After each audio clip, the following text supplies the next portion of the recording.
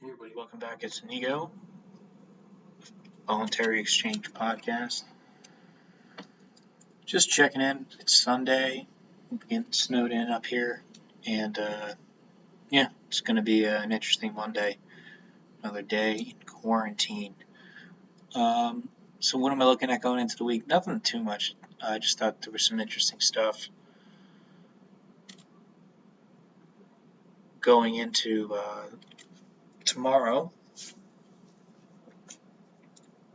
You have, and this is good for hard money capitalists like myself. Looks like the Reddit crew, from what I can sniff out, they're not big fans of big banks. And along with that, of course, would be the Fed. And at least a couple of them know the word fiat, so they understand metals. So it looks like there is a push into silver by the Reddit group coming off the GameStop revolution from last week. So silver futures are soaring like 8%, up to $29.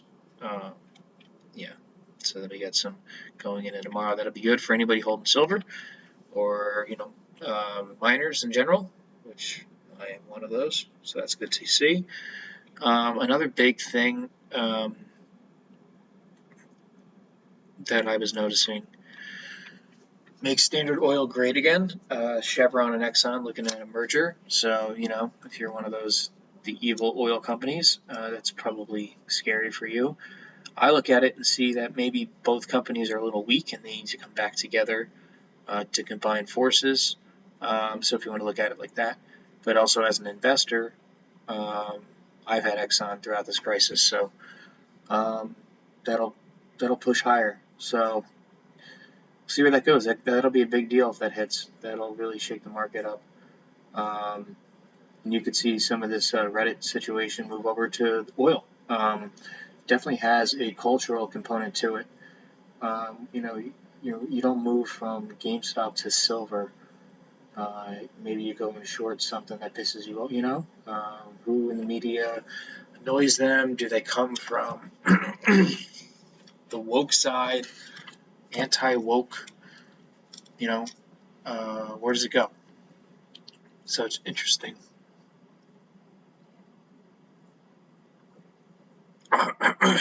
Excuse me. Other than that, not a lot of story. I mean, they're really focusing on the weather and how many masks you're going to wear. I did see there was a story that ahead of the Super Bowl in LA, they're going to be shutting down not shutting down, but they're not allowing you to have TV on at your already outdoor venues to keep the crowds down and keep people from hanging out and watching the Super Bowl. So that's hilarious. They're going to crack soon. California, they already are trying to recall the governor. So, you got. I'm very optimistic in my own life. I'm having a good time and pushing forward, and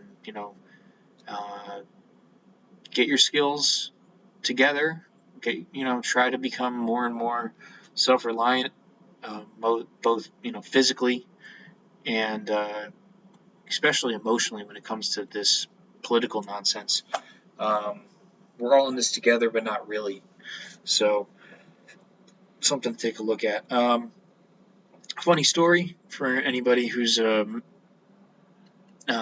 maybe a Scott Horton listener, or somebody just who follows the U.S. military so closely. You just kind of laugh at things like this. Norway cancels a military exercise. That area of Europe houses a lot of military exercises up against the Russian border, so a lot of NATO troops show up. So within those NATO troops were 1,000 U.S. Marines. Norway. So this is where we're putting our troops in danger to fight in mostly phantom enemy in Russia. unless you believe all the nonsense, but I don't. So the total amount, 3,400 troops in Norway. The U.S., the U.K., and Netherlands and Germany were scheduled to participate in the cold weather training exercises. About 1,000 Marines arrived in Cedarmore, Norway.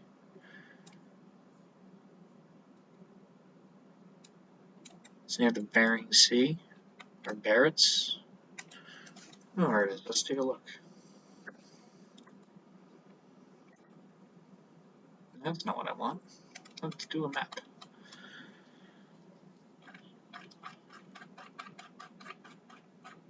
Sorry for the amateurists, but there you go. There's where your U.S. troops are.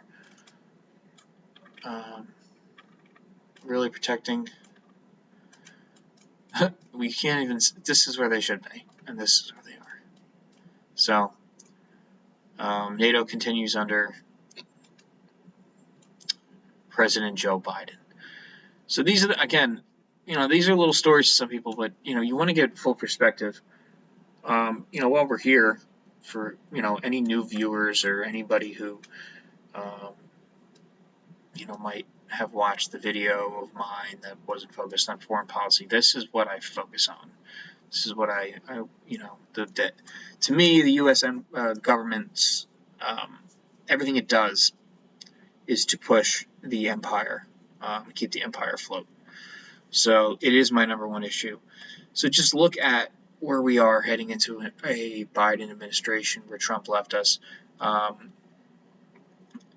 Any agreements we had with Russia over missiles, Trump got us out of. More American troops are moving into this area. You have American troops in Poland, of course, Germany, of course. These countries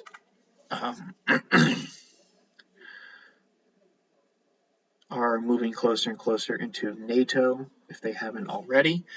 We have, of course, the coup in Ukraine that is now under the control of the Western-backed junta, I guess you can call it. I don't really use that term when it comes to Europe, but it's kind of what it is. Belarus, we just attempted a color revolution that we failed. Georgia is now in NATO. We just had the scuffle in Azerbaijan, between Azerbaijan and Armenia over the Karabakh region. Turkey is in flux, of course. So that's where Trump left us, and where does Biden pick us up? Right here. We're going to have some troops moving into Norway. Why not do some exercises, put them in harm's way? And of course, he's moved more ships into the Black Sea. This is now part of Russia here. So it's just business as usual. And this is what you want to follow to find out what we're really doing. We talked about Africa, so I won't get into that. But yeah, that's it for a snowy Sunday. Just wanted to come on and drop some commentary about what I'm thinking about going into the week. I know there's all the stories to cover, and everybody's so excited about the cultural war and all that stuff, but I really like to move over to this kind of stuff and talk about this. So if you see any stories, any things going on in these countries, I know a lot with COVID, everything kind of is in flux. And a lot of this is based off lockdowns and things like that. But the countries are still doing statecraft. That doesn't stop. So again, if anybody sees any stories I'm not covering, I know there has been some movement in Pakistan, India, with there's a map on top of the border problems there. There's the world's largest, and I think I have a link to that. If I'm not mistaken. Yeah, in New Delhi and the surrounding area. There's like one of the largest workers' strikes, general strikes in world history going on in India right now. Nobody talks about that, so that's something to pay attention to. Alright guys, that's going to be it. Another short video. Just keep putting these out there. I appreciate the time. Enjoy the rest of your night. If you're in the Northeast, I guess buckle down, and nothing we haven't done for the last year, sit inside, enjoy something warm, and I'll talk to you guys later. Alright, bye.